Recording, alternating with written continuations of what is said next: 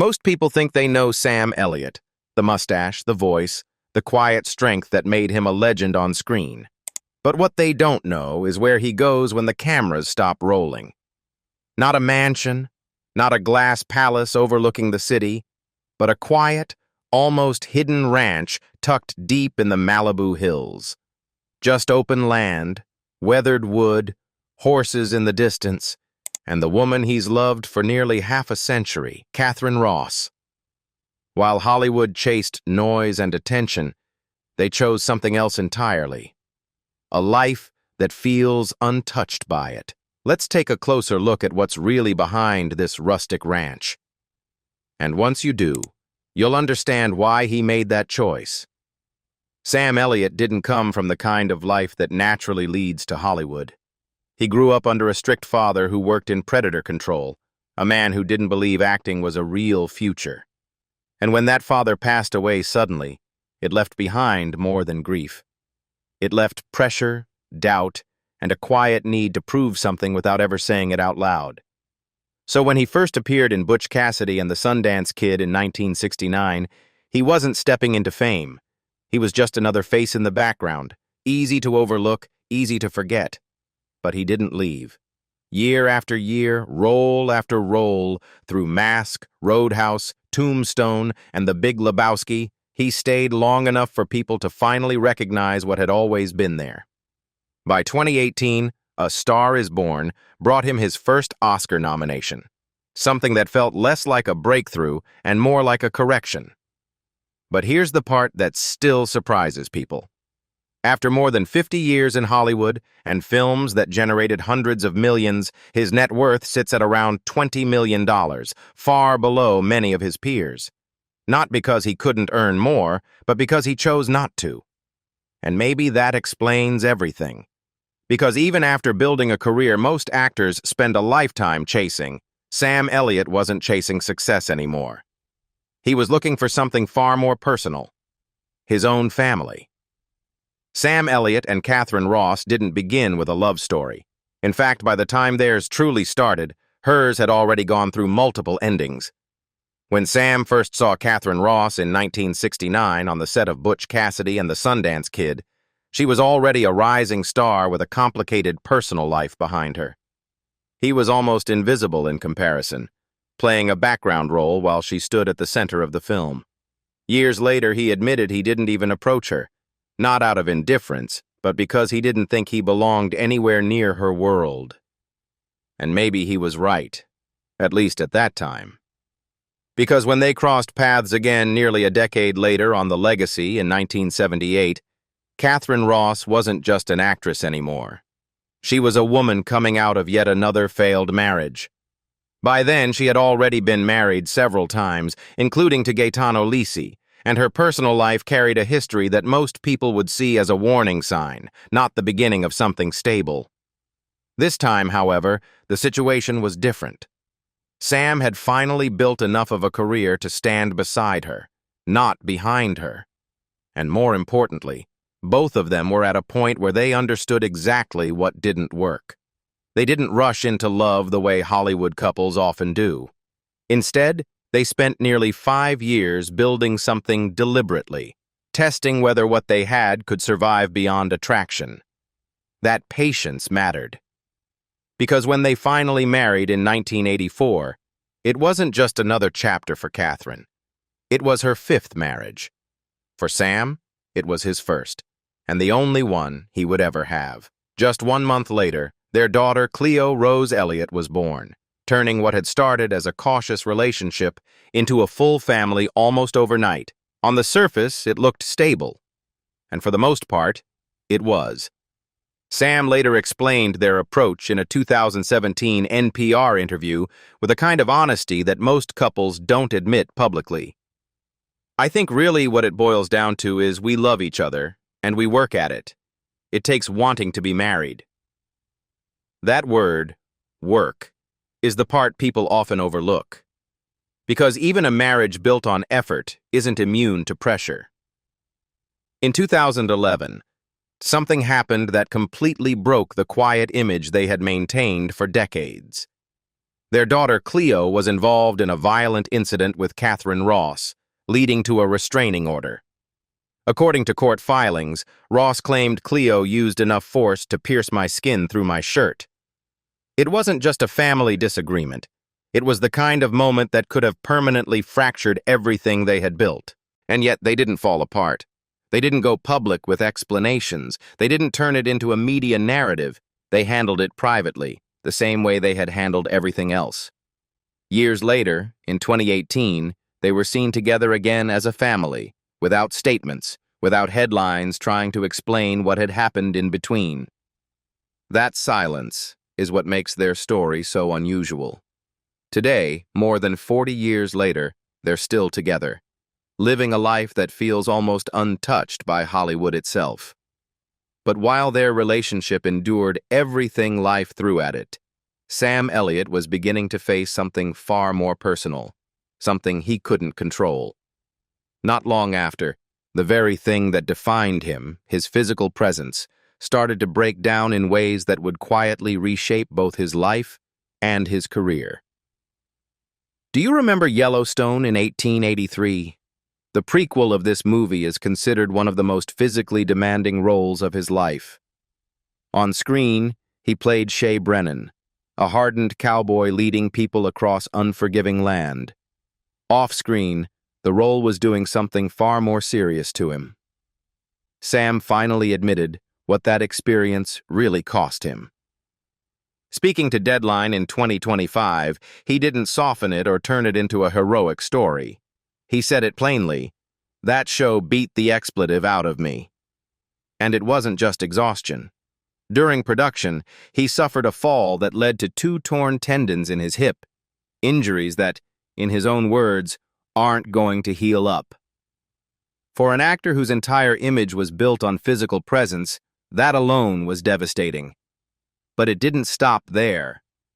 The constant use of full-load gunfire on set, something meant to make the show feel authentic, left a lasting impact. Sam admitted, almost bluntly, "I can't hear anything anymore because of all the expletive gunfire." Think about that for a second. The very elements that made his performance feel real were the same ones quietly damaging him in real life. And what's even more surprising is what happened after 1883 ended. He disappeared. Not dramatically, not with a farewell announcement. He simply stopped working. Offers came in, but he turned most of them down. As he explained, they weren't the kind of roles he believed in. Instead, he stayed home, focusing on something far more important: recovery, family, and simply living without pressure. He admitted it openly. "I didn't work after 1883. I got offers to do stuff. They're easy to turn down." This was a man stepping back before his body forced him to. And yet, despite all of this, he didn't walk away completely. When Taylor Sheridan reached out again, this time for Landman, Sam hesitated. Not because he didn't respect the work, but because he knew what it could cost him. He had already lived through that once. But after a conversation with Sheridan and the involvement of Billy Bob Thornton, something shifted. He recalled the moment with surprising honesty. He said, "Well, I'm going to put your ass back to work." And just like that, he came back, but on his own terms. At this stage of his life, Sam Elliott's career no longer defines him. His estimated $20 million net worth hasn't changed because he works less, and more importantly, it doesn't need to. If anything, stepping away protected the one thing he couldn't replace: his health and the life he built with his family. And that choice led him somewhere very specific, hidden deep in the Malibu Hills. Along Yerba Buena Road sits a property that doesn't look like it belongs to a celebrity at all. No glass walls, no flashy architecture, no attempt to impress anyone passing by. But to understand why Sam Elliott built it this way, you have to go back long before Malibu, back to how he was raised. His father worked in predator control for the government, a job rooted in discipline, survival, and respect for the land. His mother, a teacher, brought structure and balance. That combination stayed with him. So what he built here isn't just a home, it's a return to something he learned early. Live simply, work honestly, and never feel the need to be seen. The land itself stretches across roughly 80 acres of rugged canyon terrain, far enough removed that the noise of Malibu's coastline barely reaches it. You don't arrive here by accident. A 1,100-foot stone-lined driveway winds slowly upward, bordered by native boulders that were left intentionally untouched, almost as if the land was allowed to remain in charge. By the time you reach the top, the ocean disappears behind you, and so does everything that comes with it. And that's the point. This isn't where Sam Elliott comes to be seen, it's where he comes to disappear. At the center of the property stands a 5,682-square-foot residence, but even calling it a house feels misleading. The structure opens with cathedral ceilings rising 35 feet high, designed less like a modern mansion and more like a quiet, open sanctuary.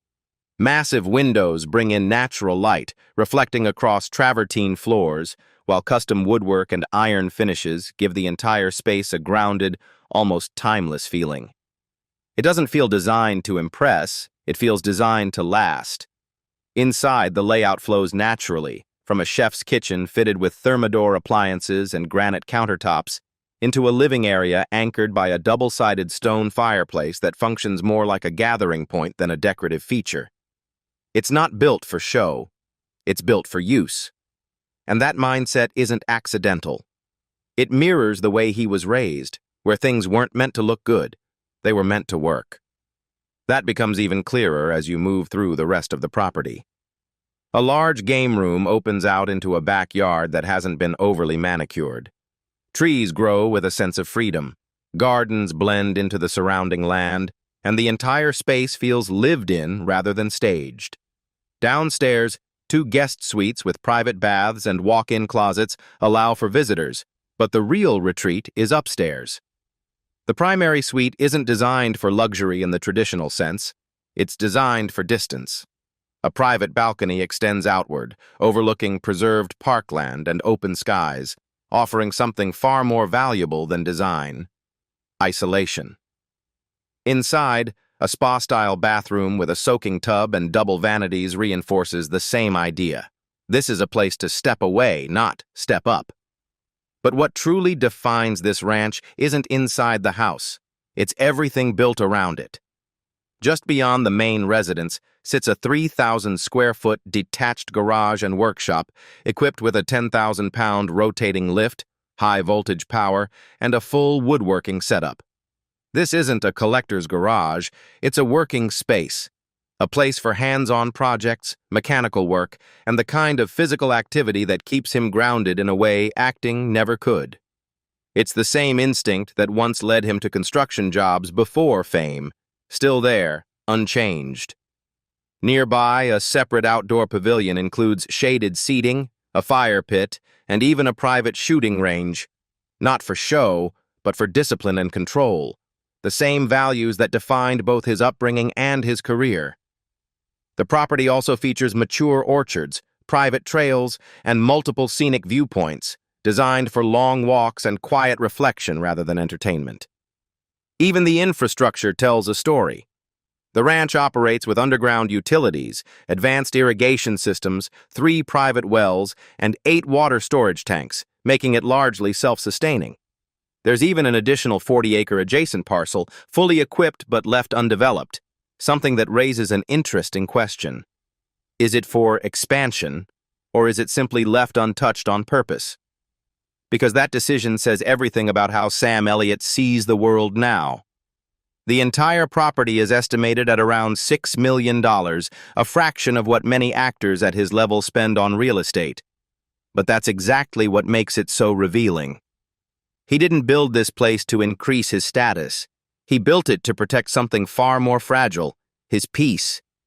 And when you step back and look at the full picture, it starts to make sense. A man shaped by discipline, loss, and years of proving himself, who pushed his body through demanding roles and lived through the unpredictability of both career and family, eventually chose to return to something familiar. Not fame, not noise, but the kind of life he understood long before Hollywood ever knew his name.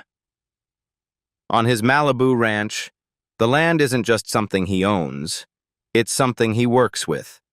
The trails, the fences, the workshop, none of it is decorative.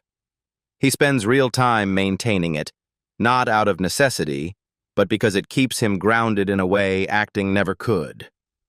There's a kind of control in fixing something with your hands that you don't get from performing for an audience.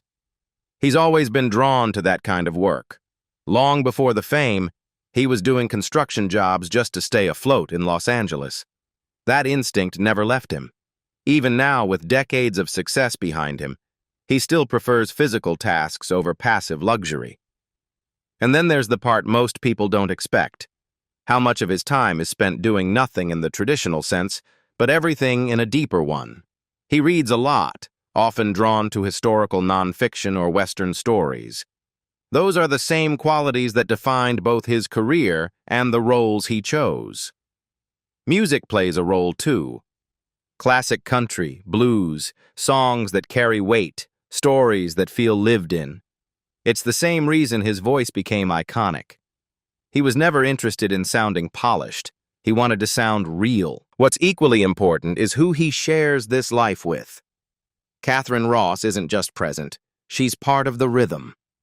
They spend time walking the property together, talking in a way that only people who've been through decades of life side by side can. There's a line he's echoed in interviews that quietly explains everything. Life isn't about chasing moments. It's about recognizing them when they're already there. And maybe that's the real surprise here. Not that Sam Elliott walked away from the noise of Hollywood, but that he built a life where he no longer needs it at all. In the end, Sam Elliott didn't just build a career. He built a life shaped by choices most people never see. A life tested by loss, strengthened by a marriage that endured for decades, and grounded in the realization that success doesn't always look the way Hollywood defines it. His rustic ranch in the Malibu Hills isn't about status or attention. It's about control, recovery, and a kind of peace he had to fight to protect.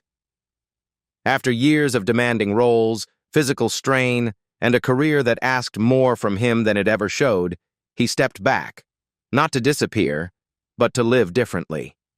There, away from the noise, he found something far more lasting than fame: time, stillness, and a life that finally felt like his own. So what would you choose? A life in the spotlight, constantly chasing more, or one where you finally feel at home with what you already have? Let me know in the comments, and don't forget to like and subscribe for more stories that reveal what's really happening beyond the spotlight. Thank you for watching. Goodbye.